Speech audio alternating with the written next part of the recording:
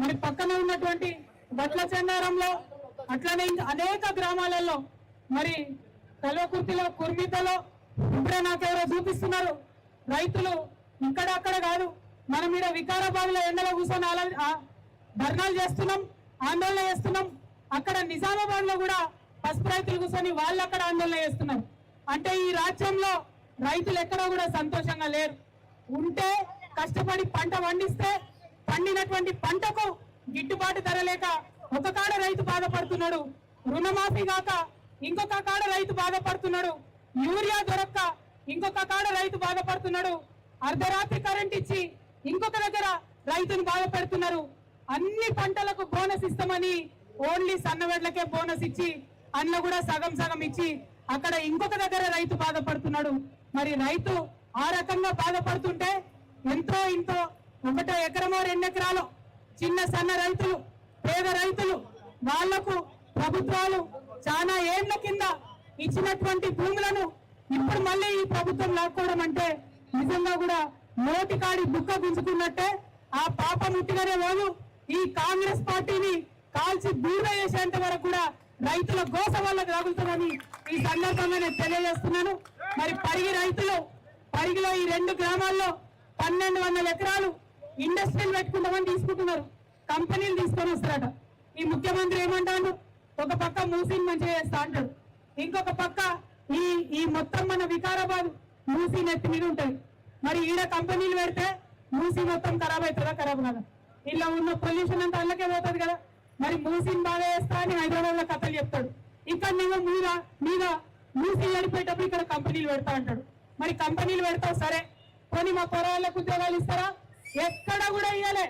ఎక్కడ భూములు గుంజుకున్నా అక్కడెక్కడ కూడా భూములు గుంజుకున్న పిల్లలకు ఉద్యోగాలు ఇవ్వలే ఈ గత 3 ఏళ్లుగా ఈ కాంగ్రెస్ పాలనలో అదే మోసం చరిత్ర చూస్తున్నాం కాబట్టి ఇలా నమ్మకం లేదు మరి పరిగిలో 1200 ఎకరాలు గుంజుకుంటే అన్న 1000 ఎకరాలు కూడా అసైన్డ్ భూములే ఉన్నాయి మిగతా 200 పట్టా భూములు ఉన్నాయి ఆ మిగతా 200 కూడా మొత్తం చిన్న సన్న రైతులే ఉన్నారు అందరు కూడా ఎస్సీ ఎస్టీ బీసీ మైనారిటీలు వీళ్ళ భూములే ఉన్నాయి తప్పితే ఎవరి కూడా పెద్దవాళ్ళ భూములు లేవు ఎందుకు ఈ మాట అంటున్నామంటే తక్కువ భూములు ఉన్నాయి చిన్నోళ్ళ దగ్గర ఉన్న ఆ భూమి కూడా గుంజుకున్నారు ఏం చెప్పింది ముఖ్యమంత్రి రైతుకే కాదు కౌలు రైతుకు కూడా రైతు బంధు ఇస్తా అన్నాడు పడ్డదా ఎక్కడైనా కౌలు రైతుకు పడ్డదా ఎక్కడైనా కౌలు రైతుకు రైతు కూలీకి సంవత్సరానికి 12,000 ఇస్తామన్నాడు కనీసం గుర్తించిందా పడ్డా ఎక్కడైనా 12,000 ఒక పక్క ఇస్తా అన్న మాటలు కల్లాస్ ఇంకొక పక్క భూములు బటన్స్ మన పరిస్థితి ఎట్లుందంటే ఆనాడు బీఆర్ఎస్ లో పెనుమి ఉంటే ఇలా పొయ్యిల పడ్డట్ట ఇది కాంగ్రెస్ నేర్చుకొని అవునా కదా మరి ఇదే ఒరవడి కొనసాగిస్తూ ఉంటే కాంగ్రెస్ ప్రభుత్వం మేము హెచ్చరిక చేస్తా ఉన్నాం ఇవాళ వికారాబాద్ లో చేస్తున్నాం పోరాటం ఇటువంటి అనేక చోట్ల కొనసాగుతుంది ఎక్కడెక్కడ రైతు భూమిని గుంజుకునే ప్రయత్నం చేస్తే అక్కడక్కడ తెలంగాణ జాగృతి ధర్మ సమాజ్ పార్టీ మేమిద్దరం కూడా కలిసి వస్తాం ప్రతి చోట రైతుకు అండగా నిలబడతాం రైతు భూమిని గుంజుకుంటే చూసుకుంటా ఊరుకోం ఇంకెన్నో రోజులు కాదు కరెక్ట్ 10 రోజులల్లా మన ప్రాంతానికి ఒక కొత్త ప్రాంతీయ పార్టీ జాగృతి ఆధ్వర్యంలో రాబోతా ఉంది ఇవాళ 15వ తారీఖు 25వ తారీఖు నాడు కొత్త పార్టీ వస్తుంది ఇవాళ ఎట్లయితే ఉద్యమాలు చేస్తున్నామో రేపటి నాడు ఆ పార్టీ కూడా మీ పక్షాన నిలబడే ఉద్యమం చేస్తుంది మీకోసమే కలిసి వస్తా ఉన్నాం మీ అందరినీ కోరేది ఒకటే పిడికిలెత్తండి ధైర్యంగా ఉండండి మన గడ్డ అంటేనే పోరాటం ఉట్టిగా రాలే తెలంగాణ బతిమలాడితే రాలే దండం పెడితే రాలే దరఖాస్తు ఇస్తే రాలే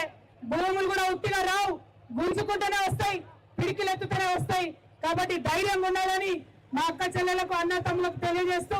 మీకు అండగా మేము ఉంటాం సంయుక్త పోరాటాలు చేస్తామని తెలియజేస్తూ పరిగి రైతాంగానికి వికారాబాద్ రైతాంగానికి యావత్ తెలంగాణ రైతాంగానికి కూడా ధైర్యం చెప్తా ఉన్నాం జై తెలంగాణ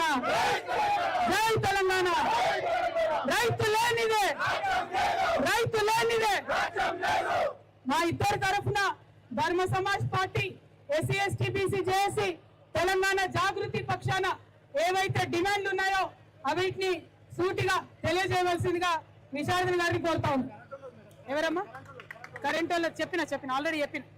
చెప్పిన ఆడికి వస్తాం మళ్ళీ వచ్చిపోతాం మీ దగ్గర. ఉండండి, ఆడికి వస్తాం.